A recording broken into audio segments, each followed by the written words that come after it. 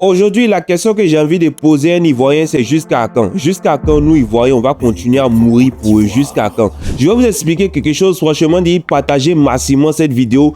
Commentez, surtout, donnez votre avis. C'est très important. Je vais relater des faits historiques qui se sont déroulés en Côte d'Ivoire et vous-même vous allez analyser à quel point nous, le peuple ivoirien, on n'est pas mûr, à quel point on manque d'éducation politique. Partagez, aimez, likez et suivez attentivement cette vidéo jusqu'à la fin. Je suis sûr que vous allez apprendre beaucoup de choses. Tant qu'on aura des partisans à la tête de nos institutions, à chaque élection, à chaque événement important en Côte d'Ivoire, malheureusement, beaucoup de jeunes Ivoiriens vont encore perdre la vie, peu importe les années. C'est-à-dire que si on continue dans cette démarche, même jusqu'en 2050, beaucoup de jeunes Ivoiriens vont perdre la vie. En 2010, à la tête du Conseil constitutionnel, on avait qui? On avait Paul Yaoundé, président du Conseil constitutionnel et proche aussi du FPI de Laurent Gbagbo. Et les partis d'opposition avaient lutté de sorte à ce qu'on ait Beuré Mambé à la tête de la CEI. Mais avec ce qui s'est passé, avec des soupçons de tentatives de fraude, on a rapidement écarté Beuré Mambé et qui on a amené Youssouf Bakayoko. Youssouf Bakayoko déjà n'a pas respecté le code électoral, ni la prononciation, ni les procédures, toutes les procédures qu'il y a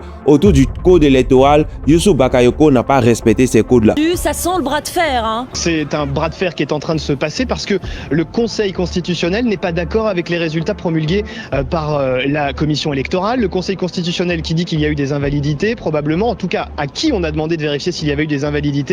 Et par ailleurs, il faut le savoir aussi, si on regarde le calendrier, on devait avoir le nom du nouveau président au plus tard hier soir à minuit. Or, on le sait, ce résultat est arrivé cet après-midi. Donc, comme on était dans un flou juridique et constitutionnel, eh bien, le Conseil constitutionnel dit que ça n'est pas tout à fait réglo et que donc, il faut revoir la procédure avant d'annoncer un résultat définitif. C'est quand même compliqué à suivre. Il est sorti du délai qui a été consacré à la CEI et en plus de cela, il est allé donner les résultats au QG de l'opposition. Ouattara Alassane, 2 483 164 voix, soit 54,10% des suffrages exprimés. Et malgré les accusations que le FPI avait portées, c'est-à-dire que dans certaines zones du pays, dans certaines zones, surtout les zones du nord, où il y avait des trafics d'urnes, où il y avait des bourrages d'urnes, où il y avait des gens qui transportaient des urnes à vélo dans la ville de Touba, tout ça, etc. Alors dans ce cas de figure, qu'est-ce que la constitution ivoirienne dit? La constitution ivoirienne dit que dans ce cas de figure, on annule les élections et on reporte les élections à une date ultérieure. Mais vu que Paul Yaoundé était lui aussi un partisan,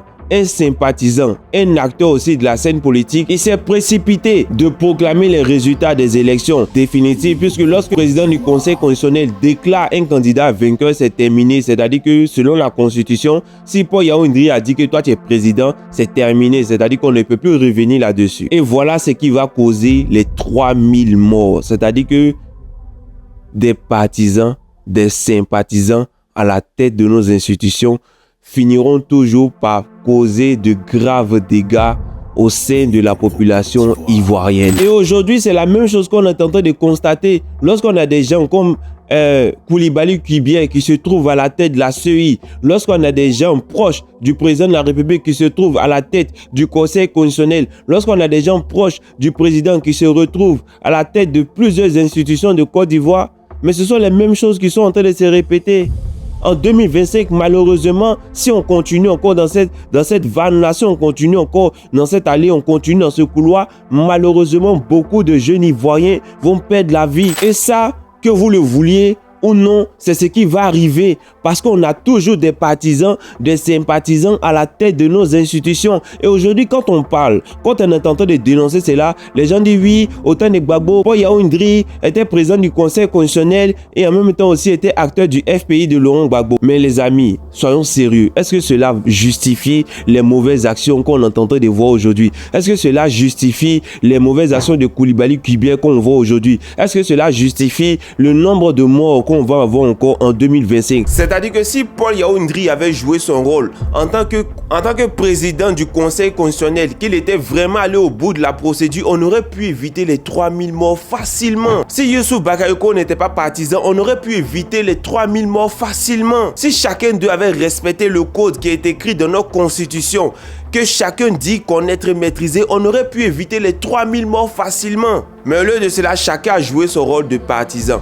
Et tant que vous n'allez pas comprendre ça, en 2025, en 2030, en 2035, en 2040, en 2050, en 2060, même en 2100, on va connaître toujours des nombreux morts d'hommes à chaque fois qu'il y a des élections en Côte d'Ivoire. Et quand ça va chauffer, ils ont des gars du corps, ils ont des gens qui sont prêts à mourir pour eux, des gens qui payent, qui sont prêts à mourir pour eux. Mais toi qui m'écoutes, toi qui regardes cette vidéo, qui est prêt à mourir pour toi? Tu as l'argent pour payer qui est prêt à mourir pour toi? C'est la question que tu dois te poser. Si tu as compris, tant mieux. Si tu n'as pas compris, 2025 va nous mettre d'accord. Bonne chance à tout le monde.